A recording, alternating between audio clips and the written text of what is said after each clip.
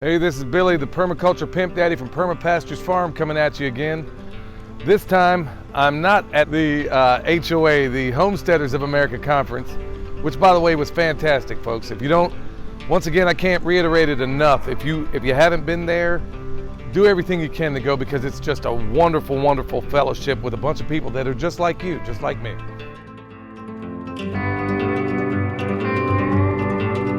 Anyway, drove about 1,000 miles nearly yesterday, got home, slept for a little bit, got up, came to work, 2.5 hours away, and here I am after a 10-hour day. And as you can see, there's construction in the background. These guys are getting after it over there on that new shop. And here we are on the site, in the demonstration site that I've been working for some time now.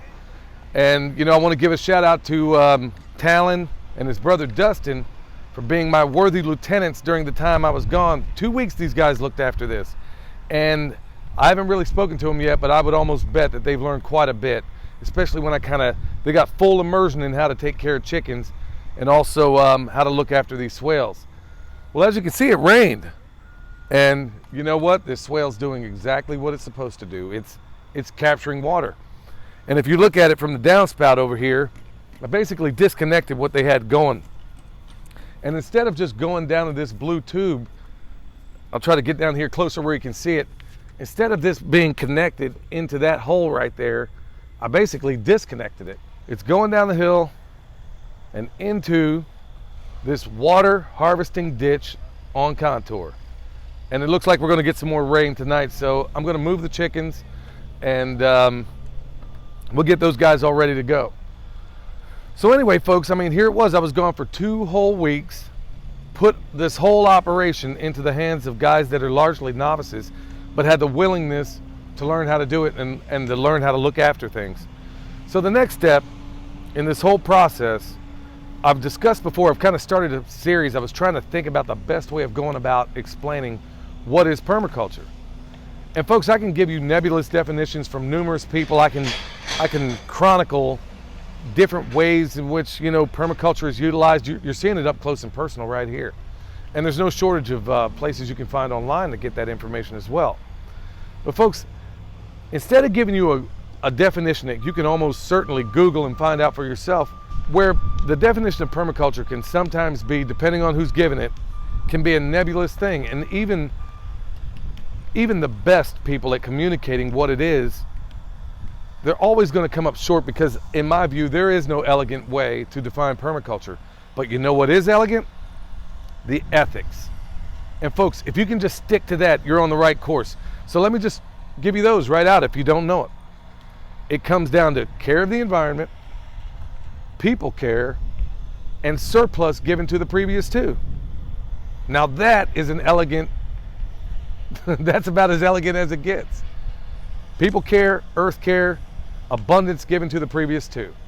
That's exactly what you've been seeing right here with the Permaculture Pimp Daddy, right here on the job.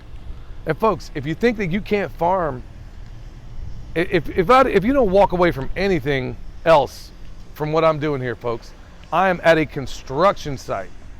You can see the purlins in the background. Over here you see concrete. The white stuff in the background, that's concrete. It's drying. And this is a full-fledged production facility where you have a bunch of electricians doing a lot of specialized electrical work. Folks, if I can do it here, if I can literally have trees, plant swales, do all of it mostly by myself, and enlisted help when I needed it, there's no reason you can't do it. Even in the smallest places, like my homeboy, Eric Sider, you know, from Planting Pioneers. I'll put those show notes. Check him out. Folks, I can't think of a more incredible thing that a guy is doing in such a small place. Check him out. So no matter if you have land that you can use at your job, or whether it's land that you have in an apartment, there is some way for you to engage in permaculture, and there is no shortage of people to show you how to do it. This is my little way of showing you what's up.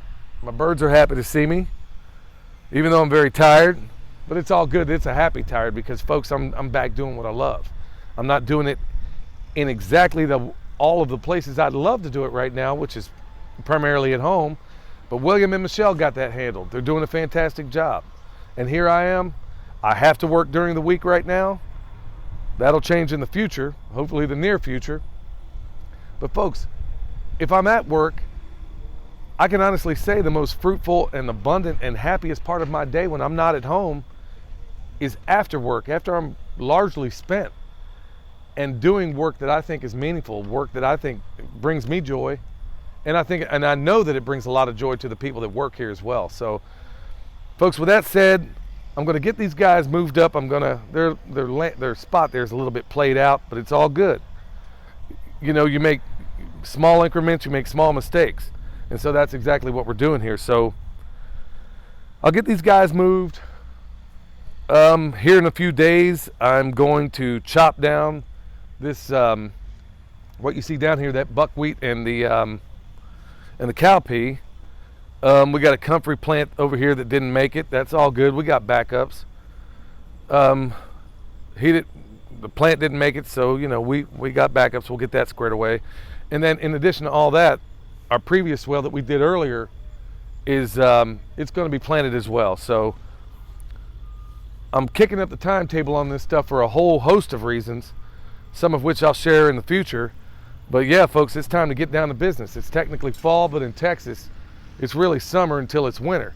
So we'll just kind of play it by ear and see exactly how we do this.